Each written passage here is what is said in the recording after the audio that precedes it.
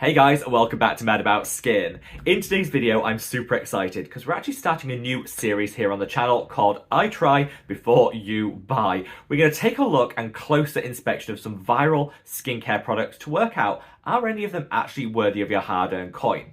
The reason I wanted to start this series is I know we all have that sense, that fear of missing out. We see something being praised and promoted a lot online and we rush out and buy it, only to find it's just not as good as maybe the hype expected it to be. Well, we're going to turn the narrative on that, save you guys some of your hard-earned coin, and I'm going to start putting through their paces some viral skincare products to work out truly whether they deserve a place in your skincare routine. Today is the turn of some Korean skincare viral products, so sit back, relax, let's test some viral Korean skincare. Now, before we get into this video, I would love to know what viral skincare products you've seen a lot of online and you'd love for me to test on your behalf. Sound off in the comments section below because, like I say, this is going to be a monthly series and feature here on the channel, and I really do want some recommendations of what to feature. If you like the idea of this series and, generally saving money and maybe taking away some of the hype of some of these viral products, let me know by reaching down and giving the video a big thumbs up and a like. Honestly, this means the world to me. It also helps me to create content that I know you guys are liking. The more likes a video gets, the more likely I am to kind of replicate that style of content for future uploads. So from the bottom of my heart, thank you all so much. Now, without further ado, let's cut that waffle and delve straight on in.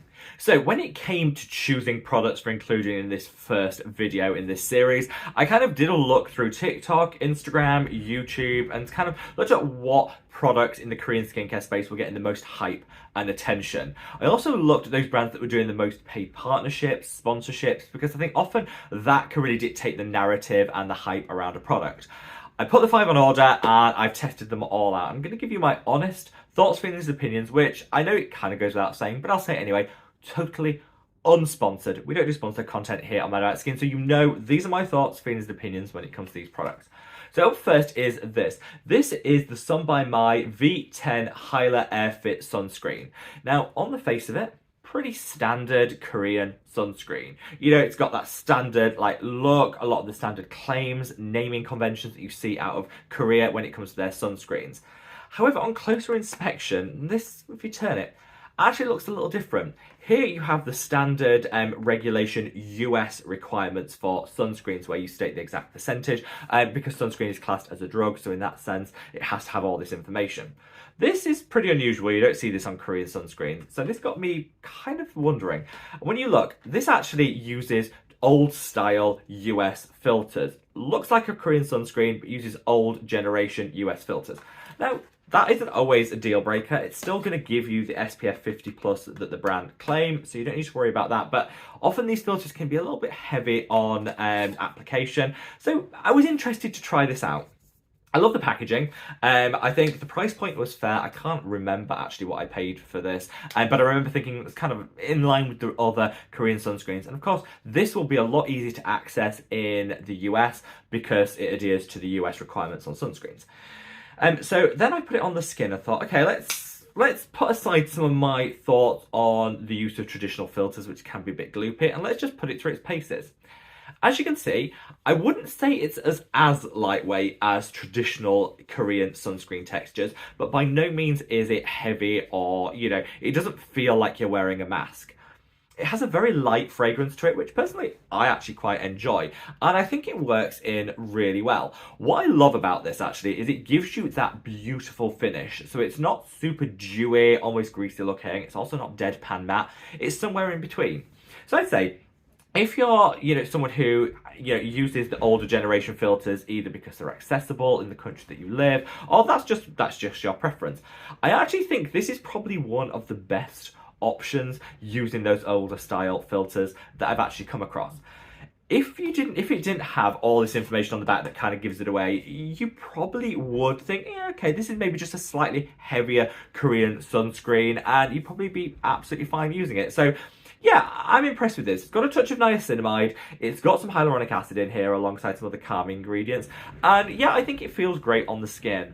And my thoughts on it would be, I think it'll work slightly better for a drier skin type than it will an oily skin type, and that's just because it tends to be a little bit greasy as the day goes on. So that's the only thing I'll call out, but yeah, I actually quite enjoyed that. So up next, we have this vat of product, which is the Celimax, I hope I pronounced that right, one-step mild cleansing pads. So these pads, you get so many in here. Look how many you get here. And they're absolutely drenched. You know when you buy those pad style products and they're always like bone dry? And you think, oh, really? These are drenched. You get a lot of product and a lot of, you get a lot of actives in this as well, which I love. So this is suitable for all skin types, 60 pads. Again, inexpensive. And this is supposed to be like next level cleansing wipes. You know, do away with your cleansing wipes. Use these instead. They're better. Well, we'll see about that. So they come in these pads like this. If you remember the old style Clearasil pads where they had a slight texture to them, that's what this has. When you work them on the skin, you do get a very, there is definitely an element of manual cleansing there with that texture, but I personally enjoy that. And it does a really, really good job. Now, will this shift water-resistant makeup, waterproof mascara? Probably not. Yeah, probably not. But I do find that you get a better cleanse from this than you do from most of the cleansing wipes I've ever tried.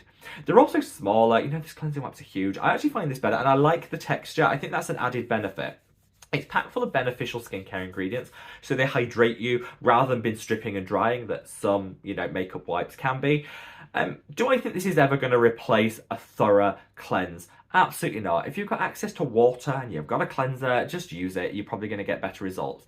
But if you're in a rush, you're at a festival, maybe you just want something to take a swatch off like I've just done with that sunscreen, this actually is a really, really great option, and I think far better than traditional cleansing wipes. So the hype is, next level cleansing wipes. Yes, but this isn't going to replace your cleanse. So if you're doing a double cleanse, still do a double cleanse. If you've got your favourite cleanser, still use it. This, though, keep on hand in case, you like I say, at a festival or, you want to take a swatch off. I think these are far better in terms of performance and formulation than traditional cleansing wipes. So yeah, I'm a fan. I just think maybe it's a little bit overhyped when people are saying like next level, game-changing cleansing wipes. No, it's still a cleansing wipe. And it still creates waste, which I'm not the biggest fan of, but better than other cleansing wipes. So up next we have this, which is the Yada Green Tea Pure Cleansing Balm. Keeping with the cleansers in this section of the video, this absolute viral sensation of just about everyone singing its praises, saying how amazing it is, best cleansing balm they've ever used. What intrigued me the most was the sheer size of it. I mean, look at that. Look how much cleansing balm you're getting. Really inexpensive as well when you consider the amount. What intriguingly, it doesn't actually have the amount on the box, so I'm not actually sure how much you're getting. I just tell you it's a lot. I think the price point is really fair for that. This is actually my second tub. So the first tub I used and then left at a friend's, repurchased it, which is this one. And I repurchased it because it's genuinely that good. So this actually has green tea powder in here, which can be beneficial because in makeup remover, a lot of makeup can be, you can get oil-based makeup or you can use oils to break it down, and that green tea powder kind of absorbs some of that excess oil, which I think does have a benefit. Also has some antioxidant properties in too, and this is a beautiful blend of different oils. So it comes with a spatula, which I would definitely recommend, and when it comes to applying it to the skin, this just melts. It's honestly like butter. Let me just get all of that off. It's like butter. I absolutely love the feel, I love the finish.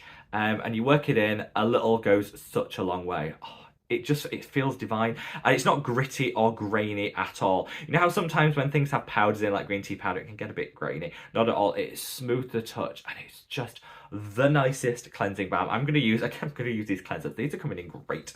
I'm just going to use this to take it off because I don't want to get this everywhere. But yeah, it's so good, and I find it doesn't break me out. It genuinely melts everything off the skin. I mean everything. Gone. Disappeared. This will work on water-resistant makeup, SPF. It's just an absolute dream to use. So it does say it can be used on all skin types, particularly suitable for sensitive skin. And if you look at the blend of different oils in here, there's some really nice ones.